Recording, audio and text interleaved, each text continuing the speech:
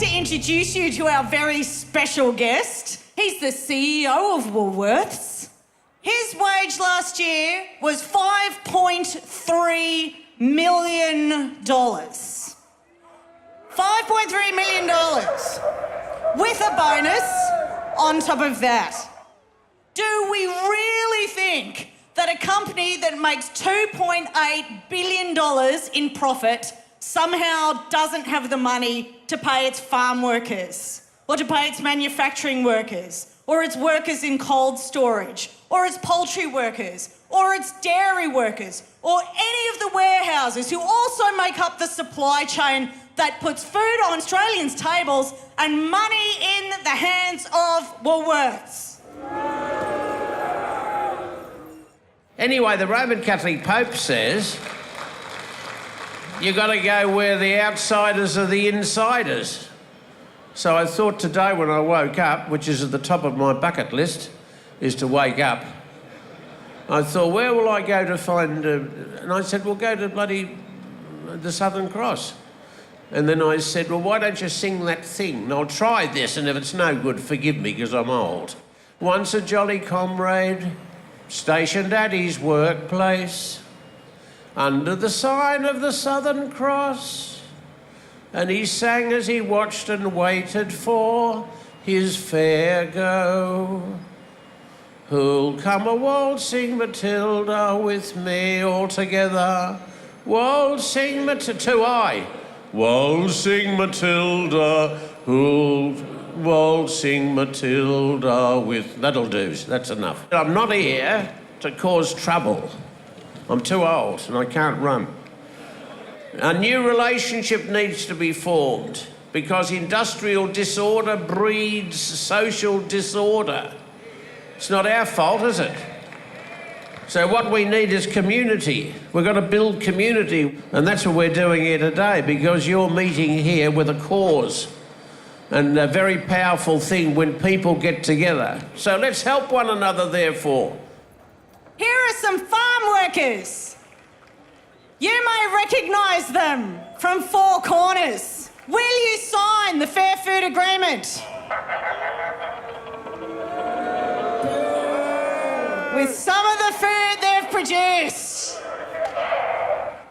Now we've got our dairy workers. Can dairy workers get the CEO to sign the agreement? Oh, he's spraying milk all over the Fair Food Agreement. We've got warehouse workers, poultry workers, cold storage workers, manufacturing workers, and now the CEO is bringing out his allies, he's bringing out his lawyer. Will you sign the Fair Food Agreement? He's throwing legal papers at them. You know what? We've got to keep occupying public spaces like this.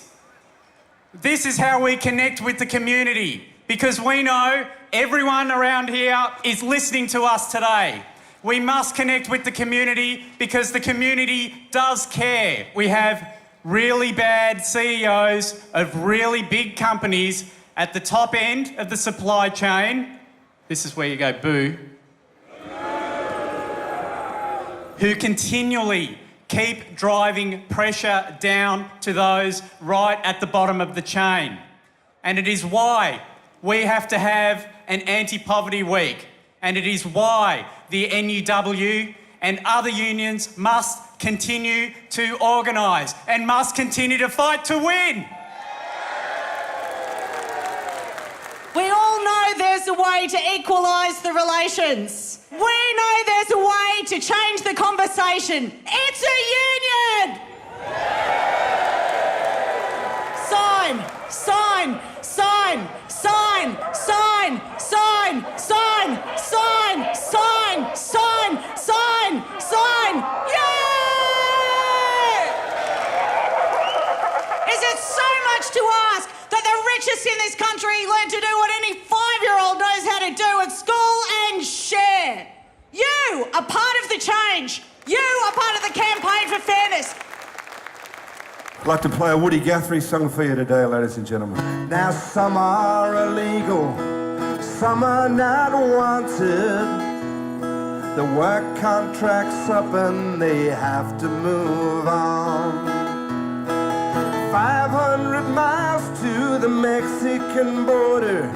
They chase us like outlaws, like rustlers and thieves. This song was written 50 years ago and half a world away. Without changing a word, I can register the fact that it's pretty much identical in the situation to what brings us here to the steps of Southern Cross Station. Is this the best way we can grow our big orchards? Is this the best way we can harvest our food?